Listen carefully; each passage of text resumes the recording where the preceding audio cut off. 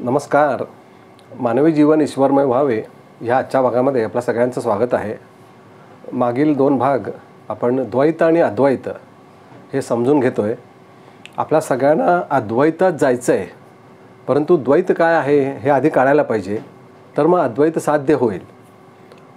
तर आता आपण द्वैतामध्ये अडकलो आहे, आपल्या सगळ्यांना माहिती आहे. आणि द्वैतामध्ये आपण काय हुडकतो आहे? सुख हुडकतो आहे. सद्गुरू म्हणतात द्वैतात अद्वैत समजून घ्यायचं आहे तर तुम्ही सुखी होणार आहे. परंतु आपण द्वैतातच सुख हुडकतो आहे, त्यालाच अज्ञान म्हटलं आहे. मग आता आपण माहिती आहे की द्वैतामध्ये काय होतं? द्वैतामध्ये कर्माचा सिद्धांत लागू आहे. सगळ्यात महत्त्वाचं आहे, कारण आपल्याला माहिती आहे जन्म मरण हे चुकत नाही. आपण जन्माला आलो ह्याचा अर्थ एक दिवशी मृत्यूला सामोरं जावं लागणार आहे. मग मृत्यू कोणाचा होतो आहे? आपण म्हणतो माझाच होतो आहे, कारण आपण देहाला आणि ह्या मन बुद्धी ह्या माध्यमाला आपण मी म्हणत असतो. उपनिषद म्हणतात तू देहाला मी म्हणणं हेच सगळ्यात मोठं अज्ञान आहे. मग आता आपल्याला अद्वैत समजून घ्यायला पाहिजे आणि मी नक्की कोण आहे हे समजून घ्यायला पाहिजे. मग आपण आता इथं द्वैतामध्ये काय करत असतो? जीवन जगतो. आपल्याला जीवनामध्ये सुखशांती समाधान हे हवं असतं. ते मिळवण्याचा जो प्रयत्न आयुष्यभर चालू असतो, त्याच्यातून अंतिम साध्य काय हे माहिती नसल्यामुळे कर्मऋणानुबंध जे काही आपण करत असतो, ज्याची नकळत निर्मिती होती, त्याच्या अधीन आपलं जीवन होऊन बसतं. म्हणून वंदनीय दादा म्हणाले की तुम्ही जन्माला आलेलं नसून तुम्हाला जन्माला यायला भाग पाडलं आहे. आता भाग पाडले म्हणजे काय? कुणी भाग पाडलं? आपल्याच कर्मऋणानुबंधाने. जे आपण अज्ञानाने केलं, माहितीच नाही आपल्याला की जीवन जगणं म्हणजे काय आणि जीवनातलं अंतिम साध्य काय. आपण अंतिम साध्य नावाचे आपण एपिसोडच्या अगोदर केले होते. आपली स्वतःची खरी ओळख जी आत्मस्वरूपी आहे, ब्रह्मस्वरूपी आहे, ती करून घेणं हे अंतिम साध्य आहे. त्यालाच मोक्ष म्हटलं आहे. आपल्याला मोक्ष हे शब्द ऐकून माहिती असतात की नाही मोक्षाला गेलं पाहिजे किंवा मनुष्य गेल्यानंतर तो मोक्षात जावा म्हणून आपण काही ना काहीतरी विधी करत असतो. परंतु मोक्ष म्हणजे काय? स्वतःची खरी ओळख असं उपनिषद सांगतात. मग ती खरी ओळख आपण जिवंत असताना करून घेणं हे सगळ्यात महत्त्वाचं काम आहे. परंतु इथं होतं काय? आपण ते सगळं विसरतो. ज्या परमेश्वराने सृष्टीची निर्मिती केली, सृष्टीमधली जी काही विविधता आहे ती अनुभवण्याचं माध्यम ह्या देहाच्या ठिकाणी आहे. आपण तो विषय समजून घेतला आहे. का निर्माण केलं असेल, कुणी केलं असेल आणि ह्या सगळ्या मागचं कारण काय हे समजून घेण्याकरता मनुष्य जन्म आहे. परंतु आपण काय करतो? आपण एकमेकांच्याकडे बघून जगतो आणि हव्यास, मोह, माया नकळतपणे ह्या गोष्टी निर्माण होतात आणि आपण त्याच्यात अडकत जातो. आपण ह्या देवदेवतांना साकडं घालतो, सद्गुरूंच्याकडे जातो आणि आपल्या इच्छा अपेक्षा पूर्ण करा म्हणतो. मी दुःखी आहे म्हणतो, परंतु सुख म्हणजे काय आणि दुःख म्हणजे काय हे मलाच माहिती नाही आहे. मग होतं काय? ज्यावेळेला आपण सद्गुरूंच्याकडे जातो, सद्गुरूंना माहिती असतं आपली आंतरिक अवस्था काय आहे, म्हणजे मानसिक अवस्था. कारण नसताना कुठली तरी अपेक्षा निर्माण करून ती पूर्ण होत नाही म्हणून मी दुःखी म्हणतो आहे. प्रत्यक्षात आंतरिक अवस्थेमध्ये जी जाणीव म्हणून आहे, ज्याच्यामुळे आपल्याला अस्तित्व आहे, ज्याच्यामुळे आपल्याला जिवंतपणा आहे, ते जे तत्त्व आहे ना तेच ब्रह्म म्हणून आहे. परंतु ते न कळल्यामुळे आपल्याकडे केवढा मोठा खजिना आहे हे माहिती नसल्यामुळे मी दुःखी आहे. मग त्याच्याकरता एक उदाहरण सांगतात की एक म्हणे धोबी असतो आणि असंच कपडे धुवत असतो. एकदा नदीकाठी त्याला एक दगड सापडतो. छान दिसतोय म्हणून त्या दगड घासून तो कपडे धुवत असतो.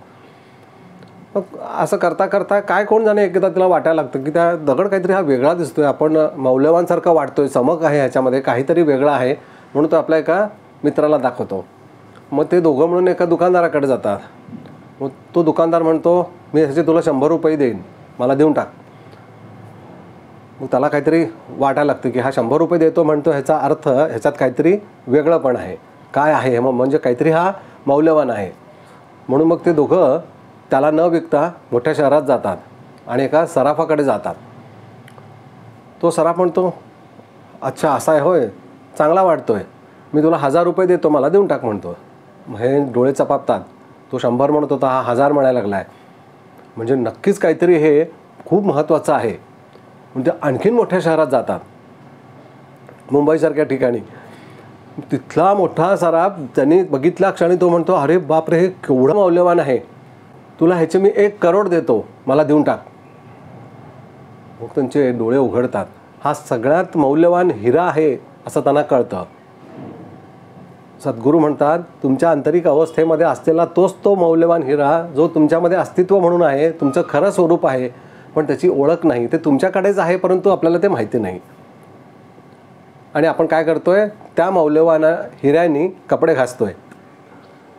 सांगायचा उद्देश सद्गुरूंचा हा आहे की मौल्यवान जे काही तत्व आपल्यामध्ये आहे ते समजून घ्यायचे आणि त्याच्याशी एकरूप व्हायचं आहे.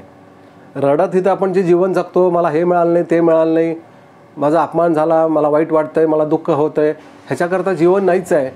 सुख आणि दुःख असलं काही ह्या प्रकृतीमध्ये उपलब्धच नाही आहे म्हणतात सद्गुरू. मग आपल्या वाट्याला काय येतं आहे? ह्याच्या मागचं कारण अज्ञान. आपल्याला जीवनच कळलेलं नाही आहे. जीवनात साध्य काय करायचं हेच माहिती नाही आहे.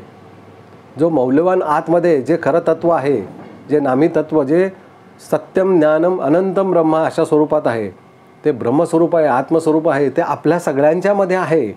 असं नाही की फक्त सद्गुरूंच्याकडे आहे आणि आपल्या सर्वसामान्यांच्याकडे नाही, असं नाही आहे. सद्गुरूंना ते कळालं आहे म्हणून तर ते आपल्याला आपलं कळावं म्हणून साधना सूचित करत असतात. सद्गुरू साधना सिद्ध करून देण्यामागचा उद्देश काय आहे? साधना म्हणजे काय? साबण आहे स्वच्छ करण्याकरता. असे वेगवेगळे सद्गुरू वेगवेगळ्या त्या त्या काळाप्रमाणे त्या त्या वेळेला जो कोणी जन्माला आलेला आहे त्यांच्याकरता सोपं असं काहीतरी साधन सद्गुरू सिद्ध करत असतात, जेणेकरून त्याच्या माध्यमातून शुद्धता झाली की मग आतमध्ये जो हिरा आहे त्याची जाणीव होईल आणि ते आपलं स्वरूप आहे. आपण आपल्याकडे एवढं मोठं वैश्विक चैतन्य ते आपल्या ठिकाणी आहे, आपणच ते आहोत ह्याची जाणीव होईल आणि ते कळेल. म्हणून सद्गुरू प्रयत्न करत असतात. सद्गुरूंना ते माहिती असतं, आपल्याला माहिती नाही आहे. आपण पूर्ण अंधारामध्ये चाचपडत असतो की काय मिळवायचं आहे, काय मिळवायचं माहिती नाही, पण काहीतरी मिळवायचं आहे. मग काय करायचं आहे? सुखी व्हायचं आहे. सुख म्हणजे काय माहिती नाही आहे. मग आनंदी होण्याकरता मी प्रयत्न करतो आहे, परंतु आनंद म्हणजे काय माहिती नाही आहे. ज्या वस्तू व्यक्ती विषयामध्ये मी आनंद हुडकतो आहे त्याच्यात तो आहे का, आणि असला तर तो टिकला आहे का? आपण हे विषय ह्याच्या अगोदर घेतलेले आहेत की जरी आपण एखादी गोष्ट मिळवली तरी त्याच्यातला आनंद ती वस्तू मिळवण्या अगोदर जो होता तो ती वस्तू मिळाल्या क्षणी त्याचं काय झालं, तो किती टिकला, आपणच अंतर्मुख होऊन विचार करण्यासारखी ही गोष्ट आहे. सद्गुरू म्हणतात हे तुम्ही जन्मोजन्मी करताय. कुठल्या तरी जन्मात तुम्हाला उपरती होईल आणि व्हावी अशी आमची तळमळ आहे.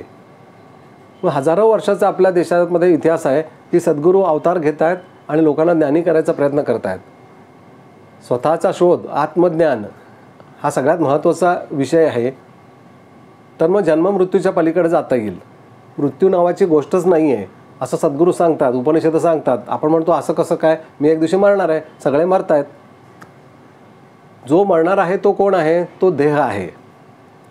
अमर कोण आहे? आत्मा आहे, जे आपलं स्वतःचं खरं अस्तित्व आहे. मग आता मी देह नाही आहे हे समजून घ्यायचं आहे. माझी ओळख जी आता देहस्वरूप मी सांगतोय ती आत्मस्वरूप आहे अशी खूणगाठ आपल्या ठिकाणी निर्माण व्हायला पाहिजे. म्हणून आपल्याला नित्याची साधना जी आपल्याला आपले सद्गुरू देत असतात ती करणं हे गरजेचं असतं. आपल्याला वाटतं या साधनेच्या माध्यमातून मला मनासारखं सगळं होईल, परंतु मन ही अवस्थाच न्यूट्रल करायची आहे की मौन ती नाहीशी करायची आहे. मनात वाचिरे पूर्वसंचित केले तयासारखे भोगणे प्राप्त झाले. पूर्वसंचित जे काही मनासारखं केलं तसं भोगणं प्राप्त झालं.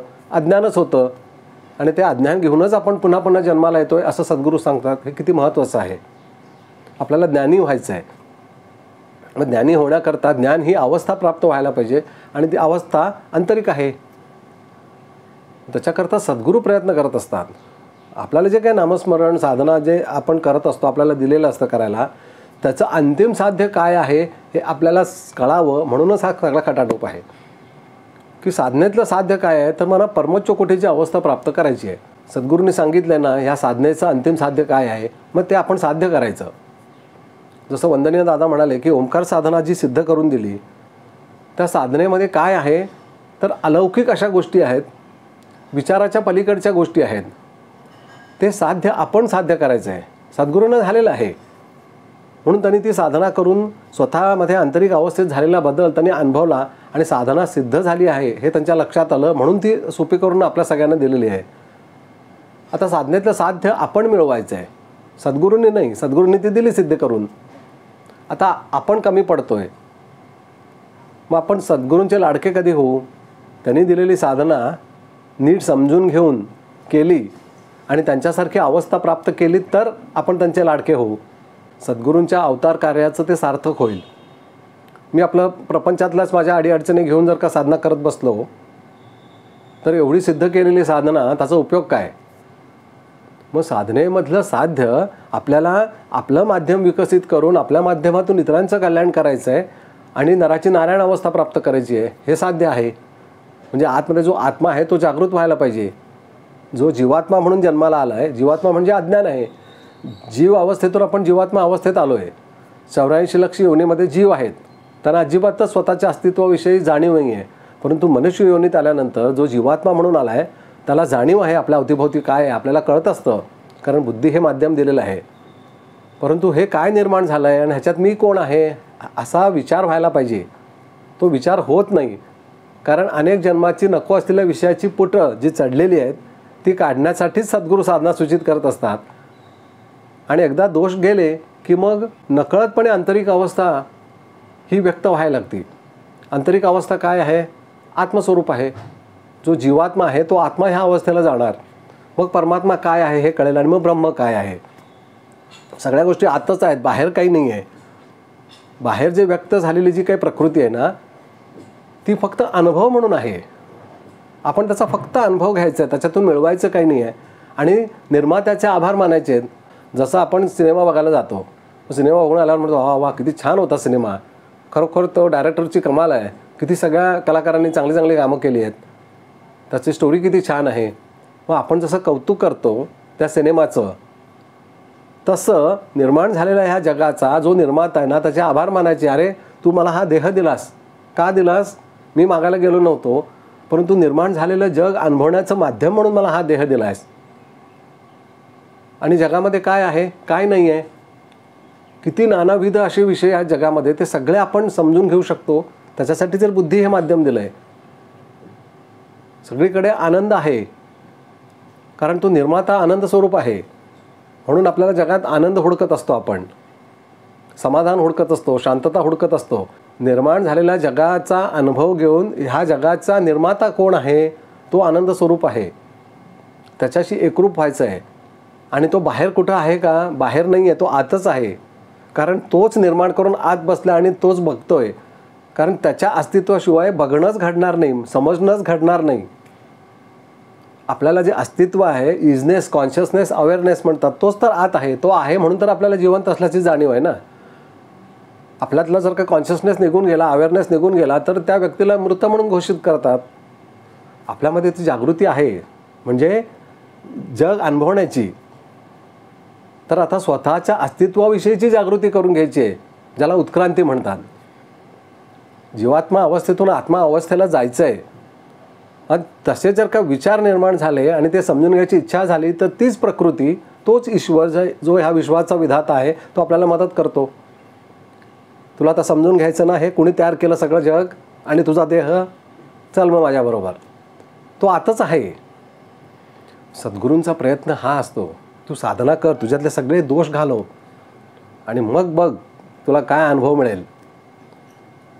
पण आपण ह्या सगळ्या भौतिक जगातील विषय वस्तू सगळ्याला आपण स्वतःला नकळतपणे मनमाध्यमातून अडकवून घेतलं असतं आणि मग बंधनात अडकलो आहे म्हणून रडत असतो. देहबंधन आहे, कर्मबंधन आहे, ऋणबंधन आहे, ही सगळी बंधनं कारण नसताना ती आपण जोडून घेतलेली आहेत. प्रत्यक्षात त्याची काही आवश्यकताच नाही आहे.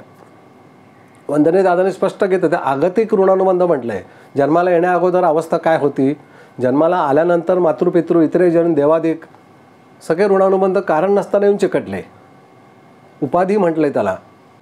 त्या ऋणातून मुक्त होण्याकरताच ओंकार साधना सुरू केल्यानंतर पहिल्यांदा आपण ह्या 3 ऋणातून मुक्त होतो. म्हणून त्याच्याकरता वंदने दादाने 3 विमोचनं सिद्ध केली. वंश विमोचन, कर्म विमोचन आणि ऋणमोचन. आपण ज्या वंशात जन्माला येतो त्या वंशातील 7 पिढ्यांना नकळतपणे येऊन आपण चिकटतो, कारण त्यांच्या माध्यमातून आपला जन्म झाला आहे म्हटल्यावर त्यांच्या सोडवणुकीची जबाबदारी आपल्यावर येऊन पडते. म्हणून तर श्राद्ध पक्ष वगैरे घालावा लागतो. वंदने दादाने अशी काही तरतूद करून दिली ओंकार साधनेमध्ये की त्यांच्या मुक्ततेची सोय. कारण आता हे माध्यम ईश्वरी कार्याकरता सिद्ध करायचं आहे आणि त्याला पूर्णत्व साध्य करून द्यायचं आहे. म्हणजे 2 कामं आहेत इथं. म्हणून वंशातल्या लोकांची मुक्तता, मग कर्मातले दोष जे ह्या कोशांमध्ये आहेत त्याच्यातून मुक्तता, आणि मग ऋणानुबंध जे वेडेवाकडे आहेत ते नीट करायचे आहेत, कारण ते ऋणानुबंध घेऊनच आपण जन्माला आलेलो असतो.